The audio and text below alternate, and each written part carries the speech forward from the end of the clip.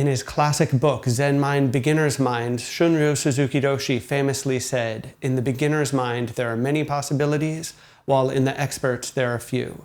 Today, we're going to unpack this quote and see how you can apply it in your yoga and meditation practice. Hello, I'm Rob Phillips, and welcome to my channel, where I teach you how to live a more balanced and present life through yoga and meditation.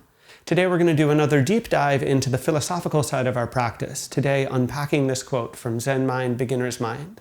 If you haven't already, I would invite you to subscribe to my newsletter, because that's where the content for these videos is coming from, and you can get them as soon as I come out with them every week. So some of you may recall my video from a few weeks ago where I talked a bit about the early part of my yoga journey. Now, when I think back on that time in my life, I remember just how exciting everything was. I really couldn't get enough of practice, and even though I didn't know really anything at all, I was so inspired. Every practice was a new journey. Every practice was a new adventure. I began devouring information and began trying to learn more and more about the practice because I was so excited about it. I found it so interesting each and every day. And looking back on that time, I can't think about how much progress I made because I was consistent, because every time I showed up fully for my practice.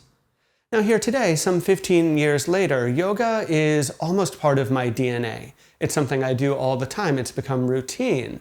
And while there's a power in that and there's an importance in that, the shadow side of that is it can become automatic. It can become something that I phone in, something that I'm not really paying all that much attention to. And it's this sort of routine, mundane, going through the motions without really paying attention to things that becomes the curse when we lose a certain sense of our beginner's mind. This is the quote that Shunryu Suzuki Roshi was talking about in his book. When we start to do something many, many times, it becomes so easy to go completely on autopilot, to stop paying attention. In effect here, what happens is we lose the magic of our practice. We lose the spark that made it so exciting for us in the first place. But at the same time, this idea of beginner's mind is actually a skill that we can cultivate, and that's a lot of what I'm going to be talking about in today's video. So part of what makes things so exciting when we're new to them is simply the interest. You might not know what's going to come next. You really don't know what to expect. And because of this anticipation, we actually pay much more attention to every detail. This is the essence of beginner's mind. But when we stop paying attention, when we lose that beginner spark, we begin to fast forward through the experience, and we might even miss it entirely if we're not careful. So now I'd like to share with you 3 tips for how you can cultivate this greater sense of beginner's mind within your practice. The first one is perhaps the most basic, and it's all about the sense of mindfulness. It's all about the sense of attention that we pay to the details here. So when you come, for example, to your yoga practice, can you pay attention to each and every little detail? For example, notice what you're feeling in your feet. Notice if there's any movements of air on the skin.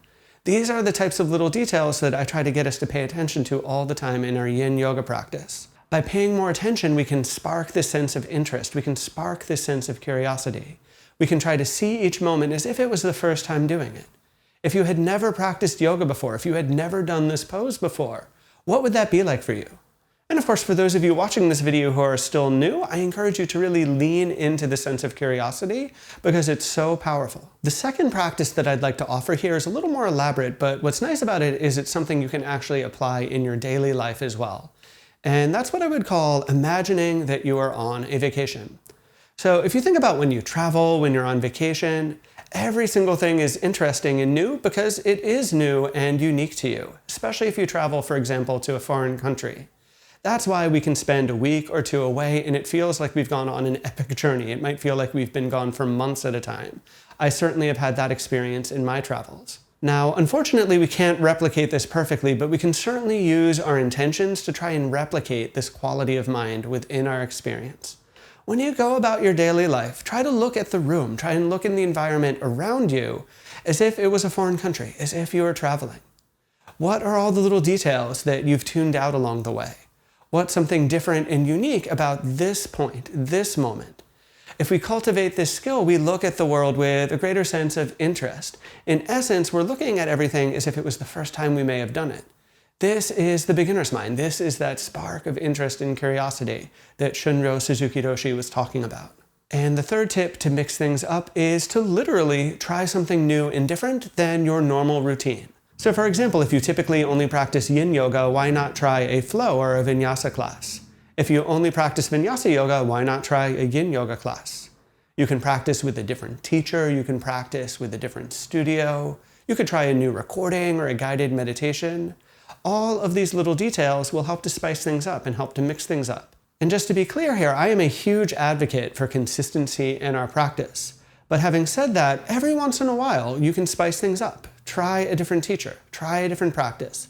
I might even go so far to invite you to try a different YouTuber and see how you relate to their practice as opposed to one of my videos if you are a regular here. Every little time we mix things up, we get that sense of curiosity back, and you may find that you go back to your regular teacher or your regular practice with a sort of beginner's mind, with that clear new way of looking at things. And so to put this all together, as I just said, my most important piece of advice for any yoga practitioner is to keep showing up over the long term. That's what I talked about in my video from a few weeks ago.